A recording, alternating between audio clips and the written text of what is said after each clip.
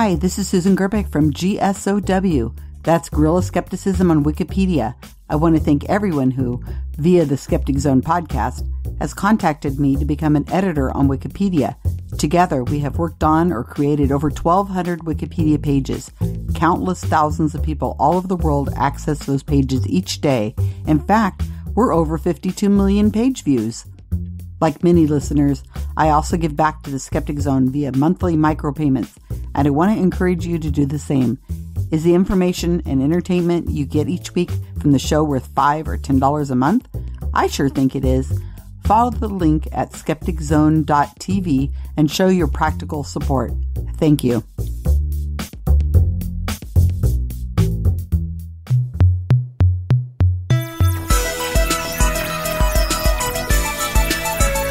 Welcome to the Skeptic Zone, the podcast from Australia for science and reason.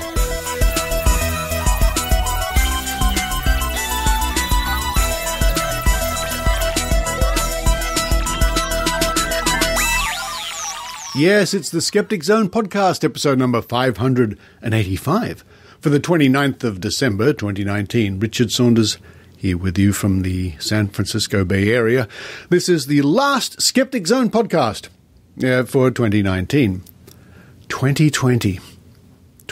I told my niece the other day, who's only 10, that soon it's going to be the 20s.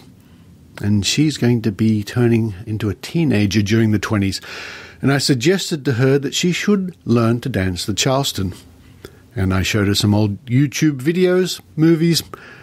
You should have seen the look on her face. Coming up on this week's episode of the Skeptic Zone, Maynard, back again, Maynard with more interviews from Skepticon 2019 in Melbourne. And this week, Maynard interviews Thomas Westbrook from Holy Kool-Aid, the YouTube channel Holy Kool-Aid, tackling conspiracy theories and anti-science. It was really nice to meet Thomas Westbrook at the Skepticon in Melbourne, as well as many other people there. And I'm sure you'll find this interview very interesting. After that, I catch up once again with my dear friend, Dr. Eugenie Scott. We take a walk through the streets of Oakland in California and chat about the upcoming Skeptical, which will be held next year in the Bay Area. If you haven't been to Skeptical, it's the one-day Northern Californian skeptical event, then I can sincerely recommend it. I hope to be there myself. Who knows?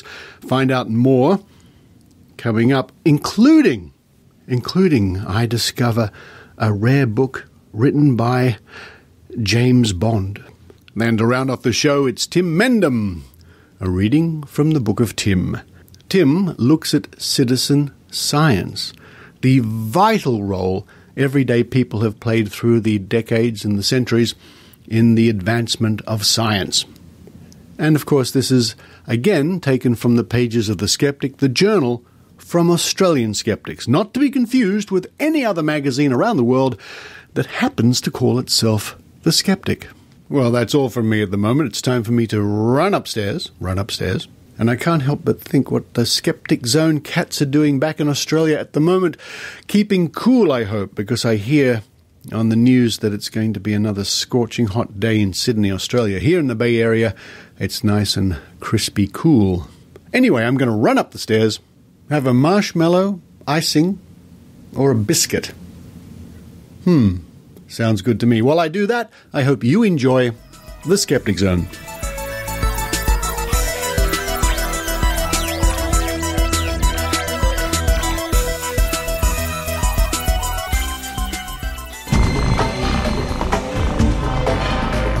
Here's Maynard's spooky action at a distance.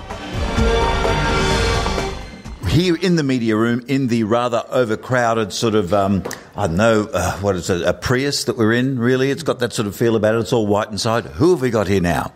Hi, my name is Thomas Westbrook from the Holy Kool-Aid YouTube channel. What inspired you to get your YouTube channel started?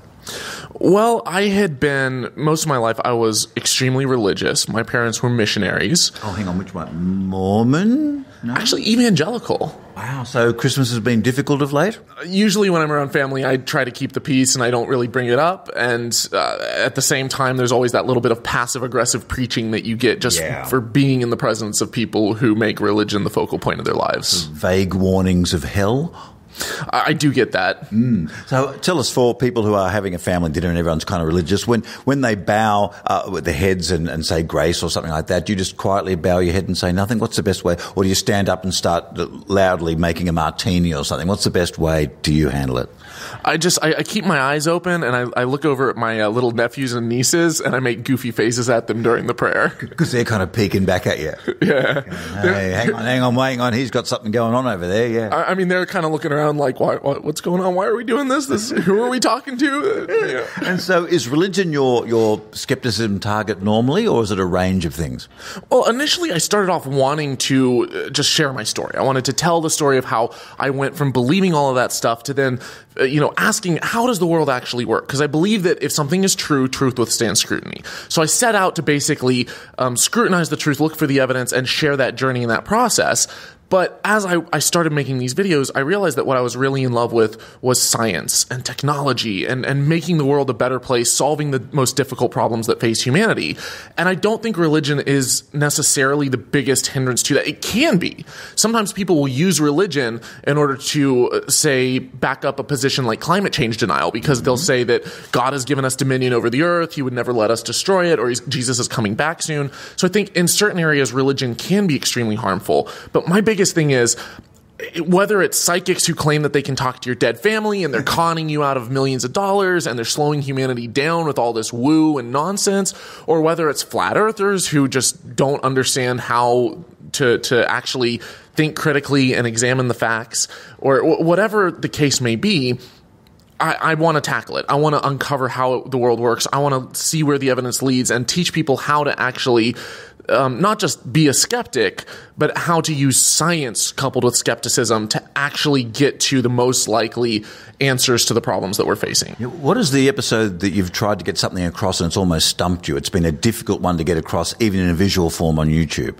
Abiogenesis was very challenging. Ooh, hang on, I'm trying to... hang on, how life came from geology, kind of. Yeah. Well, from chemistry, because it certainly is that there's an interaction between the geosphere and the biosphere for sure. So when you look at geology and you look at rocks and stuff, some people who want to strawman the not even the atheist position but the naturalist position will say, oh, you just believe that we came from a rock. That takes more faith than to believe that God made it, which is funny because Genesis says that we came from mud. Yeah. But when you actually look at the position that most biochemists put forth based off of laboratory tests where they're trying to recreate the early environment type scenarios, they don't say that we came from a rock, because a rock is usually it's in a solid form. It's not a organic molecule. They're saying we came from chemistry, but it's things like hydrogen and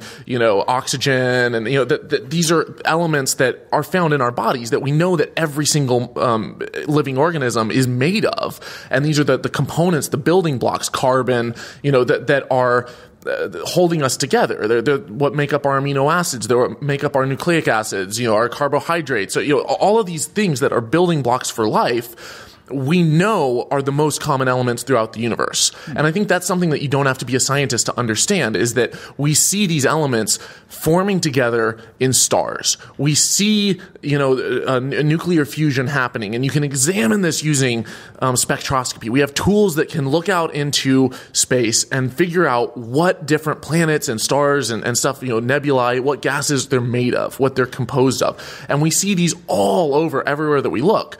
And then we start examining, further out in the cosmos, we see how planets are forming accretion disks and they're coming together with gravity. We're seeing all this happening naturally. And then we're like, okay, but how can we get to life? That's where it gets challenging, because biochemistry is a hard topic. Yes. It's extremely complex. So when I was studying that, I actually had several different experts, PhDs, in biochemistry, who I was bouncing these scripts off of as I was researching it on my own as a layman. and then trying to get their feedback and trying to understand it. So that's where it gets challenging, is first I have to understand it, but then I have to communicate those aha moments in a way that is both accurate but also understandable, and visually display it in a way that they can actually grasp, because you couple the visuals with the educational audio. And now, how many different kinds of shill have you been accused of being? You're in the pocket of big biochemistry, you're in the pocket of big pharma. How many have you been accused of? I've been told that I'm part of the Illuminati. Well, that's a good one. I've been told that NASA is paying me because, I'm saying that the Earth is not flat. Oh, right, okay. Right. So you've been accused. So I guess every time you do a show, they assume that you're in the pocket of whatever's in that show. Yeah. It depends. So I just did a video on how are the pyramids made. Oh. And, I'm talking about the history of the pyramids and stuff. And I actually, as a part of that video, one of the things that I discovered, because I was up to my elbows in ancient Egyptian history for about 2 months, and I was like, okay, it's not aliens. It's not UFOs. We know that much. We also know it wasn't Jewish slaves. So the story that's put forth in the Pentateuch, the first 5 books of the Bible, is that, the Jews were slaves in Israel. The Bible never says that they built the pyramids. So even if it was accurate, it's still, the timeline is completely off, because the pyramids were made 1,000 years earlier than any Bible scholar says that the Jews were in Israel. Now, one of the theories I've heard, and it's a bit out there, is that there was a little bit more water going on there, and then they were able to have a water floating around the pyramids. They were able to build a thing around, so you'd have water, and the blocks were raised in a sort of a dock thing. I've seen that hypothesis. Not enough water there? Oh. I find it highly unlikely, and one of the reasons being is the mechanisms that they would have had to have created would have been almost as complicated as the pyramid itself. They'd have to have locking mechanisms, some type of hydraulic pump, something. One of the theories is that there's a massive bucket brigade and stuff that they had going to the top and moving all this water. And it's like, maybe it's physically possible, some of the methods that they put forth, but it lacks the evidence, I think, that's required for such a claim, and there's other methods that they could have used. So it's only slightly ahead of they were able to move the blocks with sonic waves, which is the other one I kind of like too, because the guy in Florida built a thing down there that reckoned, the Coral Palace or something, that there's a place where he reckons he used the same way to make his Coral Palace or whatever. I forget what it is, I'm sorry, but yeah. And yes, he had the secrets of the ancients. Sonic, yeah. But no. Yeah, well, and so getting back to the claims that I'm being paid, though, is when I made that video about the pyramids, I actually was just in Israel giving a talk in Tel Aviv at the Israeli Atheist Association, has a conference there every year. And while I was there, one of the things that I really wanted to see is there's something called the Rameses Gate, which is it's a remnant of an Egyptian fortress in Israel. And so, the reason that I found this particularly fascinating is that period of time that building was built was there was several hundred years where all of the land of Canaan, which is modern day Israel, was under Egyptian domain. It was under the rule and control of the Egyptian Empire. And that is the time frame that biblical scholars say that the Exodus happened.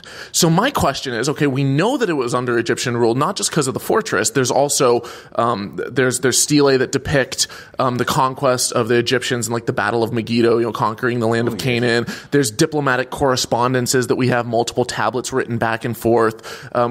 We even found part of a sphinx in Israel. There's all these little pieces of evidence that we know that the land of Canaan was under Egyptian control, and yet there's this claim that the Exodus story that they fled from Egypt to Canaan. And so, which was part of Egypt at the time, so they wouldn't have been going anywhere. Yeah. Why would they flee from Egypt to more Egypt if they're trying to get away from Egypt? It makes no sense. And so these are the things that, when you hear an expert say, or a historian say, oh, yeah, no, there's no evidence for, the Jewish Exodus ever happening, and there's, evidence you would expect to find, as well as, there's no, we have millions of different pieces of archaeological findings in Egypt. They were meticulous record keepers. And there's no evidence whatsoever of a massive Jewish slave population that would have been, millions of people over the course of, a couple hundred years that they were allegedly in Egypt.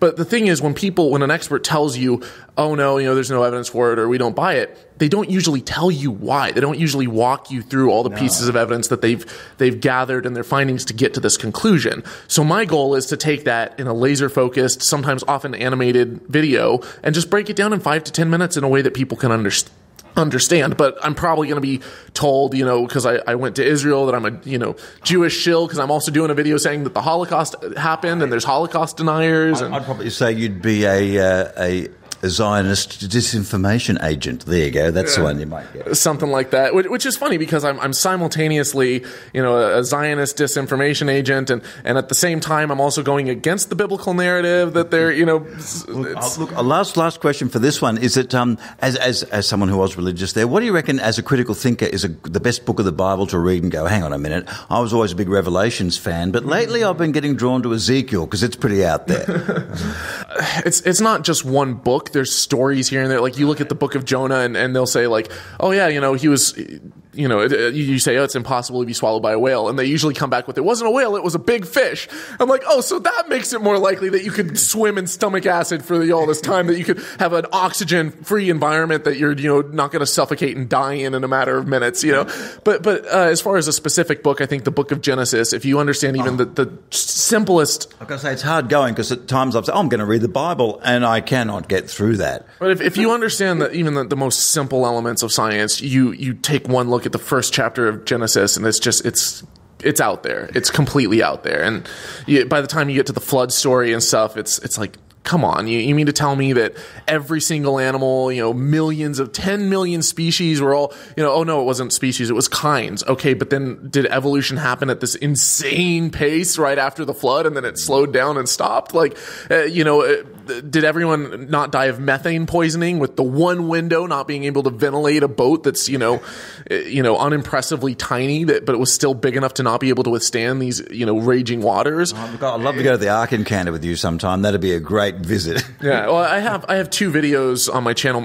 that I made a couple of years ago about the Noah's Ark story, and they're animated Bible myths. And I tell the story like it's actually true, but in a really tongue-in-cheek, satirical way, and then God hid all the fossils and layered the fossil layer in such a way as to test our faith to make it look like it was actually millions of years instead of just a giant flood that made some type of geological stew out of it that you would expect to. Well, have a great time here at Skepticon 2019. And where can we find your show on YouTube, as well as a landing page for your more general stuff that we might find online? So I have my channel's called Holy Kool-Aid. I'm at Holy Kool-Aid on Twitter.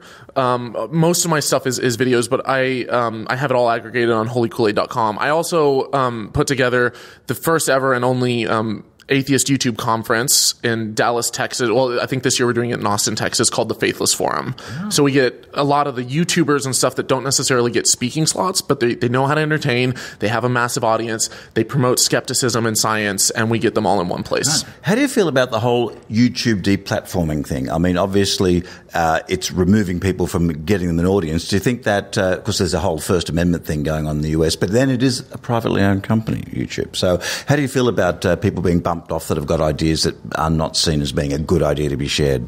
So typically, and obviously, like, it depends on who we're talking about. Yeah. If someone is getting on, having calls for violence or something, there are, legal issues and stuff. YouTube is within their legal rights. They have, it is a private platform. So if you violate their terms of service, they can terminate the platform or terminate you from the platform. An example of that was there was the New Independent Fundamentalist Baptist Church was having a Make America Straight Again conference, and they were calling for the death penalty for all people in the LGBTQ community. And it's a fairly clear case of and they got a lot of their accounts removed for calling for violence. At the same time, if someone is just coming on and saying something that's controversial, I grew up like a flat Earth or something. Maybe. Yeah, so I grew up in the former Soviet Union, and I tend to lean much more strongly in favor of free speech, and sunlight being the best disinfectant. That if we really educate people and present good ideas and we teach them how to think critically, that we can inoculate them against bad ideas. I don't say hey, no one can teach religion. I say no, teach them all the religions so that they see just how similar but crazy and different they all are at the same time, and then they can come to a more logical conclusion if we actually teach them logic and critical thinking. It doesn't always work. You see the rise of the flat earth movement. You see the rise of, alternative medicine and conspiracy theories and stuff. But I think that's why we need more people to be active in teaching good science and teaching critical thinking and teaching skepticism. And it's a complicated issue, but I do tend to lean more heavily away from authoritarian control and speech policing and more in favor of having an open platform.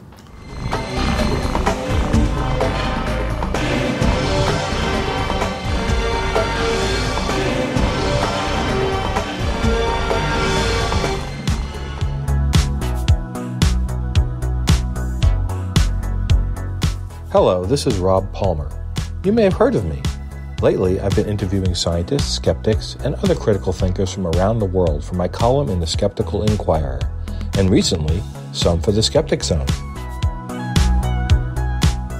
My written interviews have included Jay Novella from The Skeptic's Guide to the Universe, mass psychogenic illness expert Robert Bartholomew, Celestial Ward from Squaring the Strange, psychic-busting Private Eye Bob Nygaard, skeptical activist Michael Marshall of the UK, and even secular activists Bailey Harris and John Delancey, that's Q from Star Trek.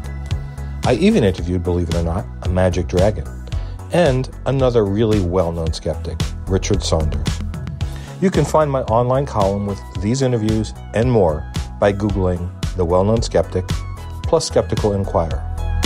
Also, follow me on Facebook at The Well-Known Skeptic. Cheers!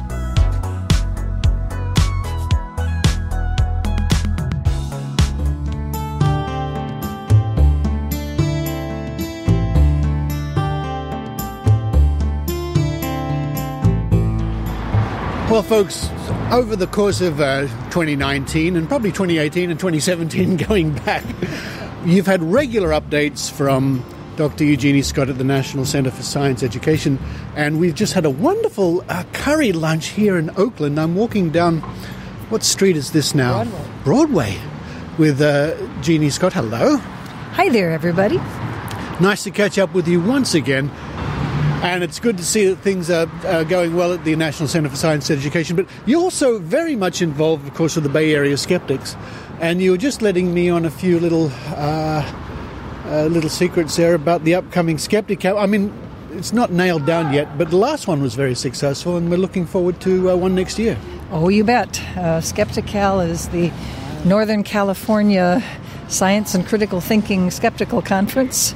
It's a one-day conference. We try to keep the cost down by using local people, and the Bay Area, Greater Bay Area, basically Sacramento to Santa Cruz, has a lot of scientists and journalists and other people who are quite worthwhile asking to speak.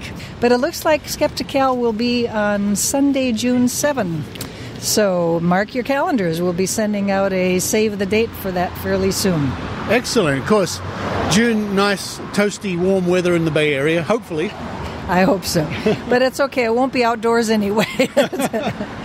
No, I was very lucky. I went to Skeptical last year. It all gets sort of lost in the mist of time. A couple of years back, at least, I was at Skeptical. I think it was 2017.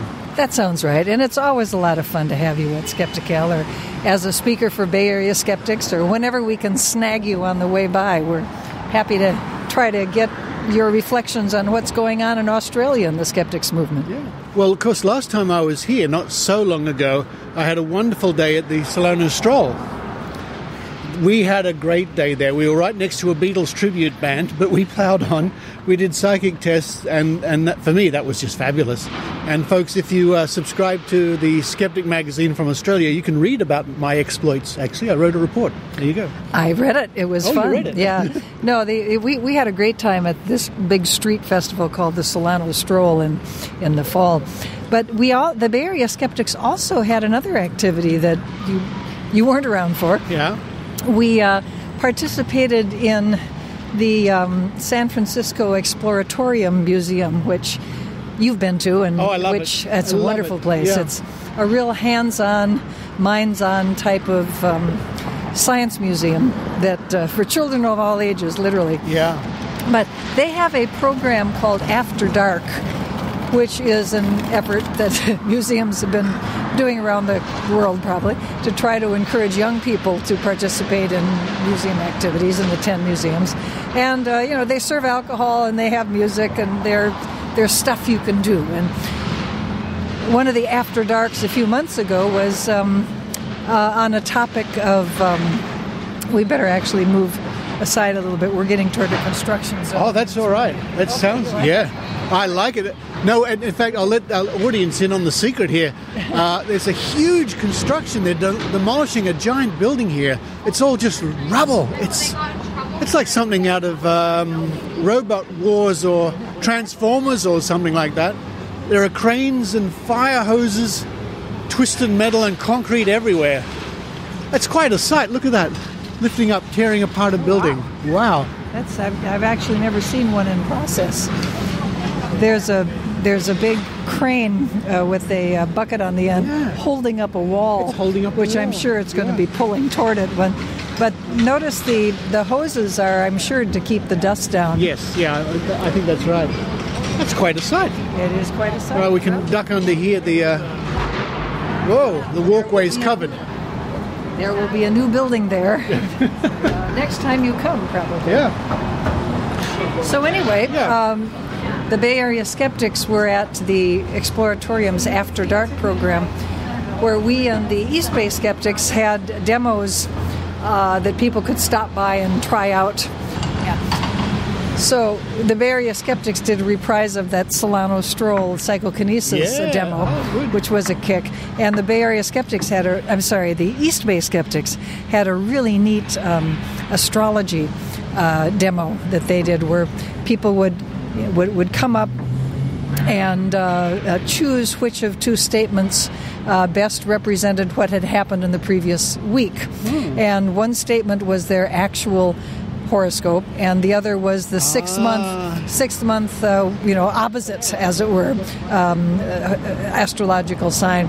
And then we would plot hit miss on a big diagram, and by golly, by the end of the evening, everything was a lovely bimodal distribution, as one would expect with the 2-part chance.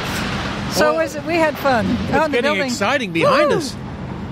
That wall's about to go, I think, soon. Oh, that's that big wall that we're actually going to peek through the fence here. Yeah.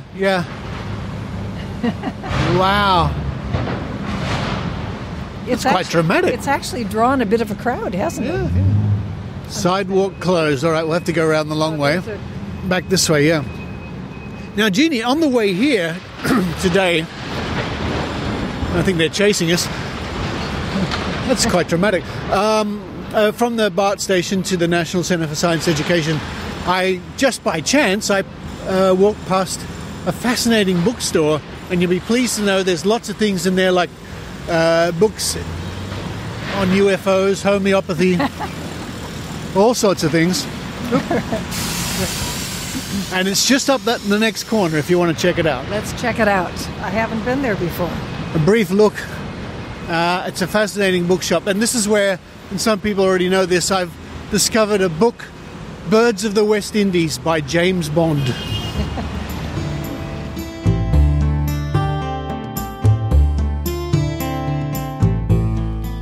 We've come into the bookshop. Jeannie, I had to do it. I'm going to buy Birds of the West Indies, 4th edition by James Bond. How about that? Bond.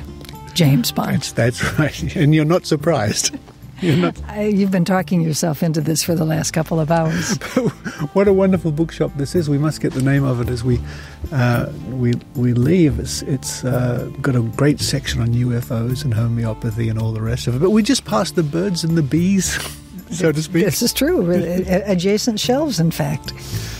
Fascinating. I love old bookshops. Well, great to catch up with you. I'm sure I'll be seeing you over the next little while. And folks, if you can come to Skeptic Hal next year, don't miss it.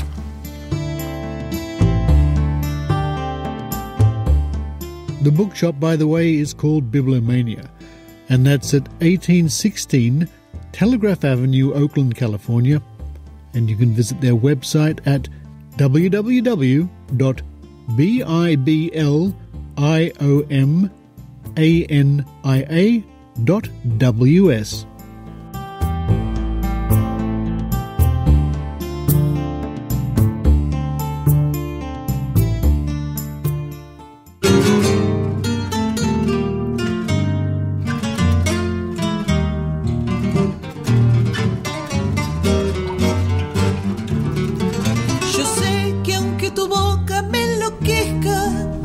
Hola, les habla Paula desde la hermosa ciudad de Buenos Aires, en Argentina.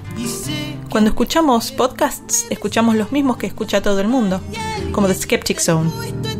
Ojalá puedan venir a visitarnos algún día.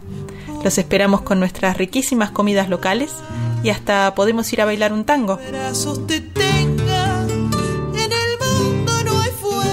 Mientras tanto, sigan disfrutando de su dosis semanal de ciencia y pensamiento racional.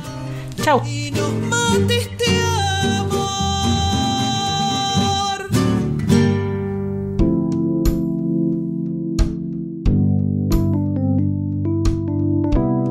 And now, a reading from the Book of Tim with Tim Mendham.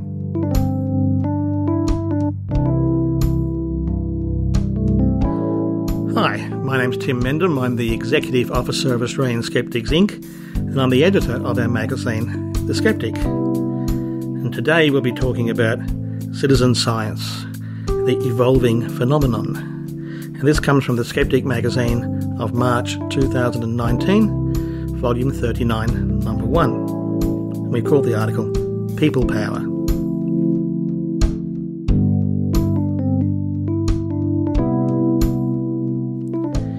In 1676, Isaac Newton wrote a letter to Robert Hooke, mathematician, philosopher, the first curator of experiments for the Royal Society, and a bit of a competitor to Newton. In the letter, Newton made the now famous statement that, "If I have seen further, it is by standing on the shoulders of giants."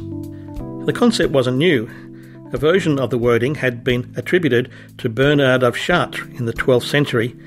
John of Salisbury, writing about Bernard in 1159, said Bernard of Chartres used to compare us to dwarfs perched on the shoulders of giants.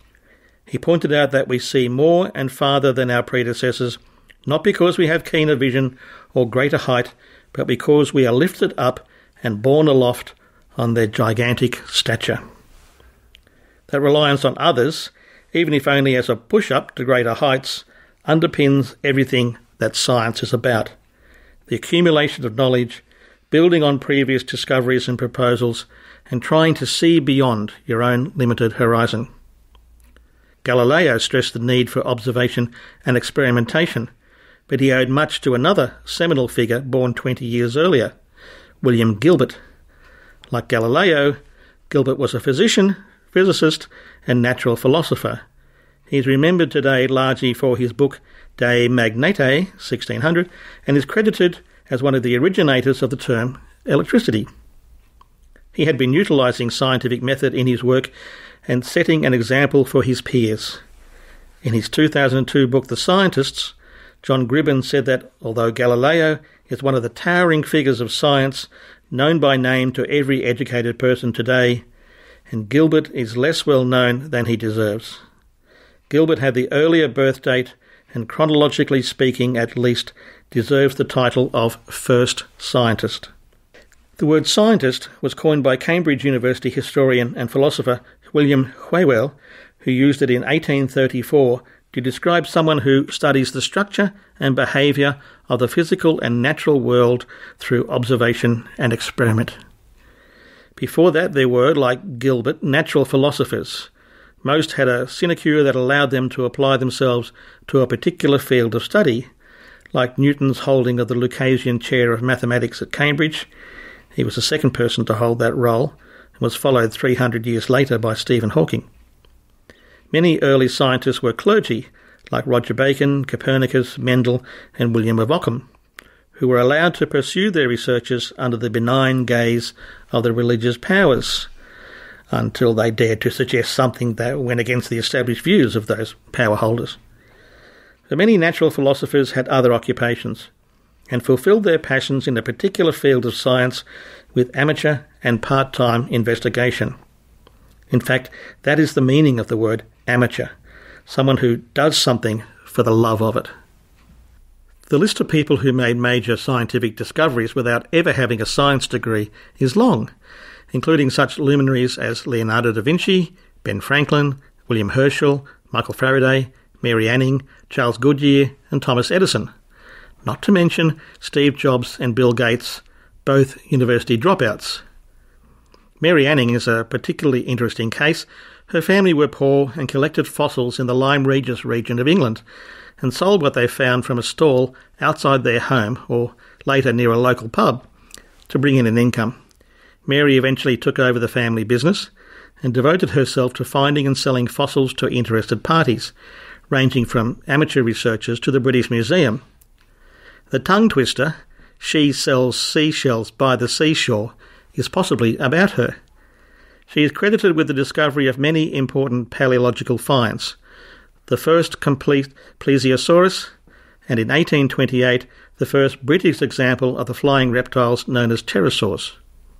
In 2010, 163 years after her death, the Royal Society included Anning in the list of the 10 British women who have most influenced the history of science.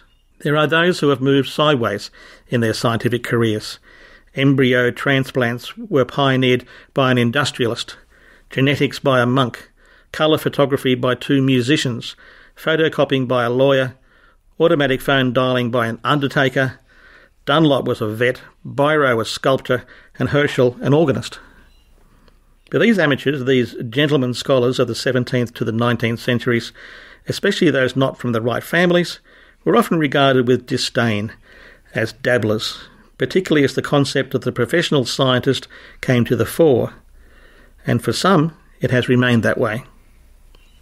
In 1996, an editorial in Science proclaimed an end to amateur science. Modern science can no longer be done by gifted amateurs with a magnifying glass, copper wires, and jars filled with alcohol. Forrest M. Mims III, an amateur scientist himself and a contributor to Science and Nature and other journals, including writing for the Amateur Scientist column in Scientific American, pointed out a few home truths in a response published in Science itself. He said, "The journal Science was begun by a famous amateur scientist and inventor. Although his methods were sometimes ridiculed by some scholarly scientists, their names are long forgotten. But everyone remembers Thomas Edison, who began science as a private venture in 1880. Expelled from school at the age of 7 for being retarded, Edison was taught at home by his mother.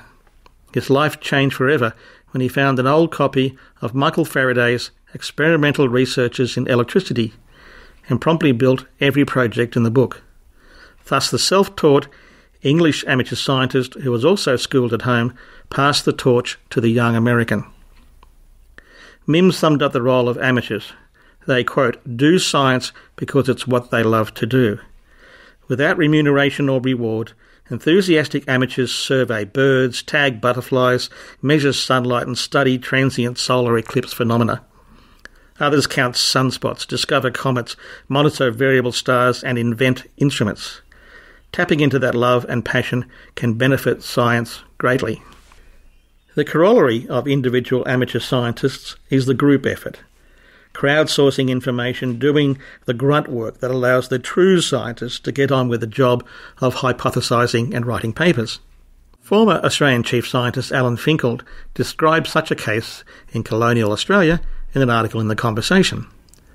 And quote, "In 1847, a young German named Ferdinand von Müller came to Adelaide with a dream to be the botanist who catalogued every plant species in Australia. Off he went, collecting plants from Queensland to Victoria, up mountains and over deserts for the better part of a decade. He demonstrated beyond any doubt that Australia was very large and had a lot of plants. Then inspiration dawned, a collection of collectors. Müller realised that the way to catalogue plants wasn't to walk around Australia collecting them, but to sit very comfortably in Melbourne collecting collectors. That's exactly what he did. He recruited through advertisements in the newspapers, teachers in country schools, and the contacts made on his travels. Over the next 40 years, more than 1,300 amateur enthusiasts would contribute to Müller's Flora of Australia. his network spanned the continent, decades before Australia was a country. It included more than 200 women and 20 young girls, the youngest just 6 years old, when she sent Mueller her first plant. Another example, beginning on Christmas Day 1900, ornithologist Frank M. Chapman, an early officer of the then nascent Audubon Society, proposed a new holiday tradition, a Christmas bird census, that would count birds during the holidays rather than what was regularly undertaken at the time, hunting them. The data collected by observers over the past century allow Audubon researchers, conservation biologists, wildlife agencies and other interested individuals to study the long-term health and status of bird populations across North America. When combined with other surveys such as the Breeding Bird Survey, it provides a picture of how the continent's bird population have changed in time and space over the past 100 years. All of this activity by passionate amateurs en masse leads to the concept of citizen science. The first use of the term citizen scientist can be found in the magazine New Scientist, in an article from October 1979 about, very sceptical, the failure of the science of ufology, written by skeptic James Oberg. He says, "If ufology is not a science, what then is it?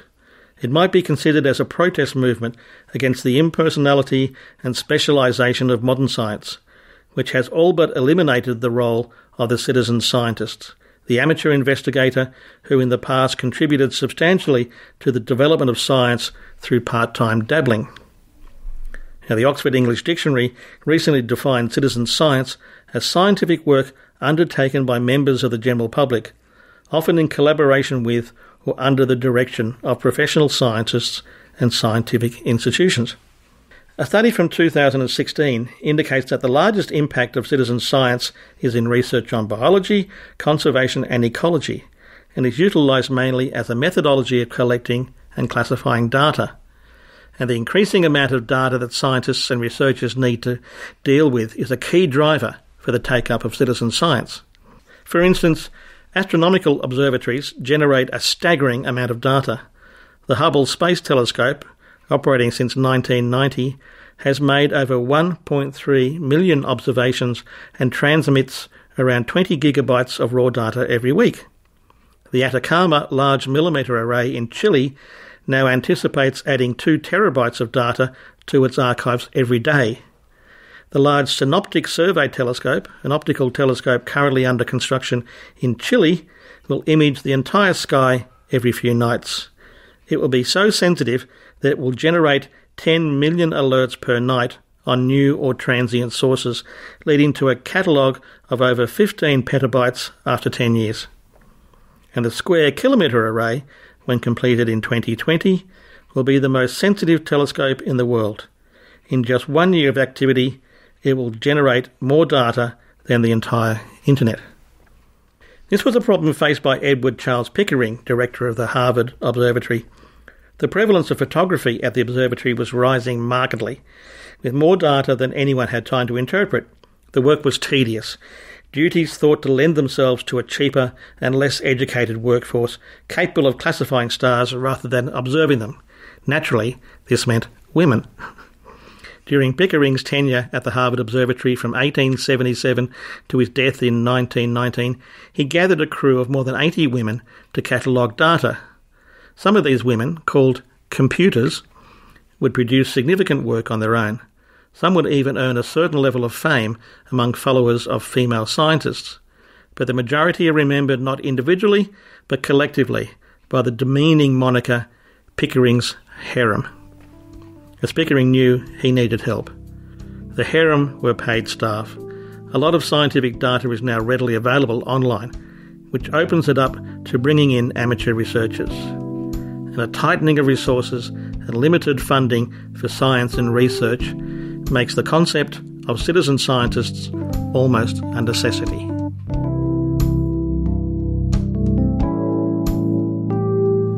That was from the article People Power from The Skeptic, March 2019, Volume 39, Number 1.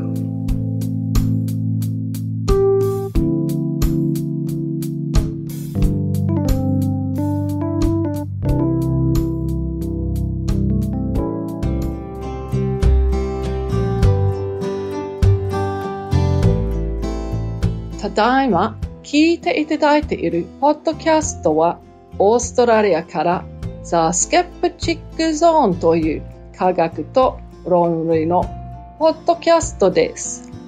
英語は世界中で数ある言葉の一つですが、このポッドキャストはいろいろな国の言葉で紹介します。www.skepticzone.tv を調べて、ホームページの下までにスクロールすると、折り紙のピガサスという翼のある豚を工夫したリチャード・ソンダースのオリジナルの折り紙のポスターをダウンロードすることができます。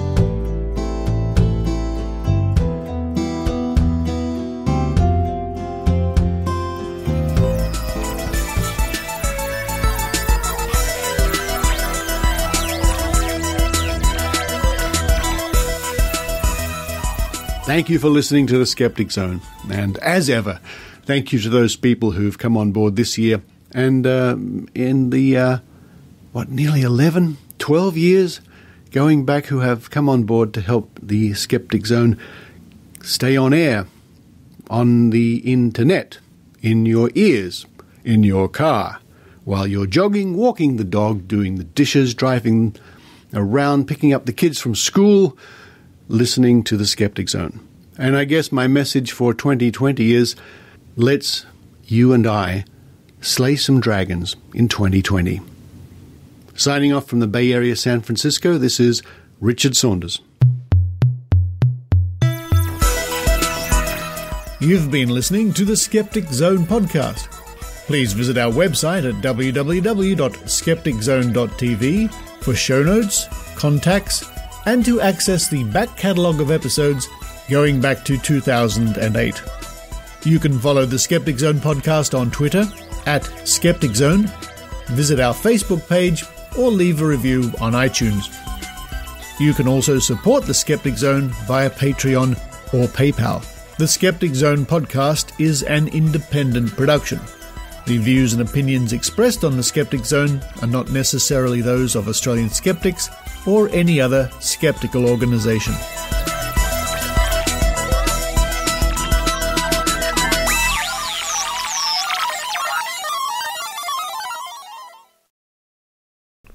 The concept wasn't new. A version of the wording. Started a new word. You can start with the sentence, the concept. The what? Start with the concept, yeah. The concept wasn't new. Not to mention Steve Jobs and Bill Gates, both university dropouts. Sorry, my fault. Damn it! That was my best bit. I thought that was your phone. Yeah, it is. Hang on a second. That was brilliant. I'll never catch it again. I have to put that in the director's cut. Crowd. There's a tap. Like a stare, sort of. You got ghosts? All right, you die-hard fans. Dice, get it? Here we go. Last time for this year, I got a D10, 10-sided dice with me. Going to roll it 3 times. And I'll leave it up to you to guess or predict or whatever you want to do. In fact, I remember at Skepticon in Melbourne, I gave 4 or 5 or 6, I can't remember, I lost count, people their own Skeptic Zone 10-sided dice. So maybe you can play along with me too. Going to roll it 3 times, predict what numbers come up. Here we go. Are you predicting? Here's the first number. 6. Number 6. Where's my Skeptic Zone pen? Never mind. Just have to remember. 6, second number, coming up. Here it is. What's that? That's a 1. 6 and 1. And the third and last for the year. 3. 6, 1, and 3.